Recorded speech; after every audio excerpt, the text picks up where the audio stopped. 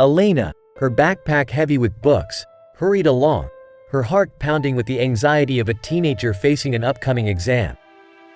Then, she saw him.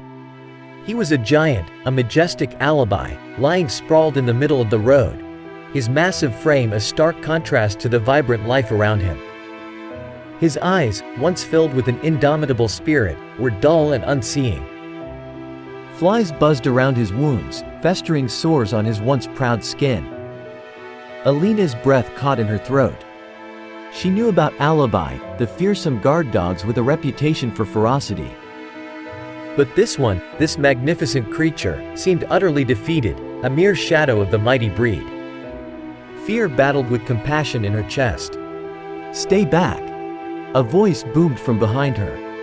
"He's dangerous. They can eat people." Elena knew the warnings were true. But the sight of the dog, his head resting on the scorching asphalt, his labored breaths rasping in the stillness, was too much to bear. "He's dying," she whispered, her voice choked with emotion. "Someone has to help him." Ignoring the warnings, she cautiously approached the dog. His immense size was intimidating, his presence heavy with pain.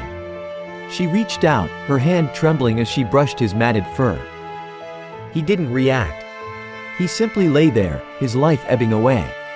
Tears streamed down Elena's face. She knew she couldn't leave him there to die.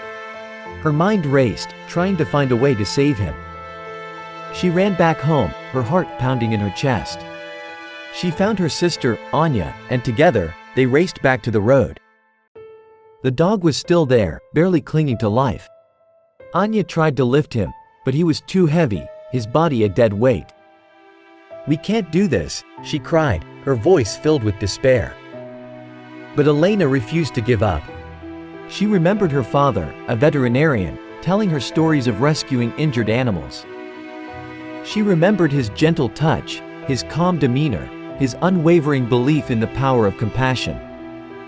"We have to try," she said, her voice filled with newfound strength.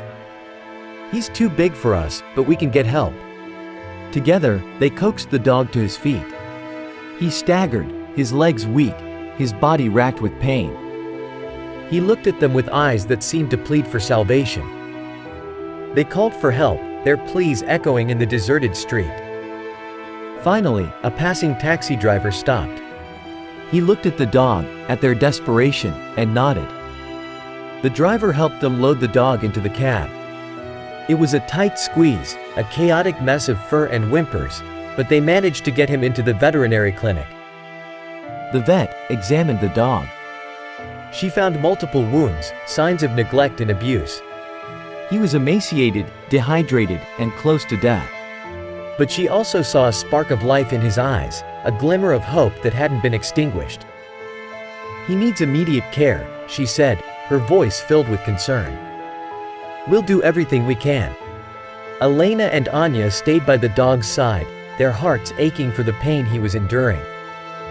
They watched as he received medication, as his wounds were cleaned, as he slowly began to recover. The vet named him Milish, which meant little one. As Milish started to heal, his true personality began to shine through. He was gentle and playful, loving and loyal. Milish thrived in his new home. He became the family's beloved companion, their protector, their friend. He was no longer a fearsome alibi, but a gentle giant.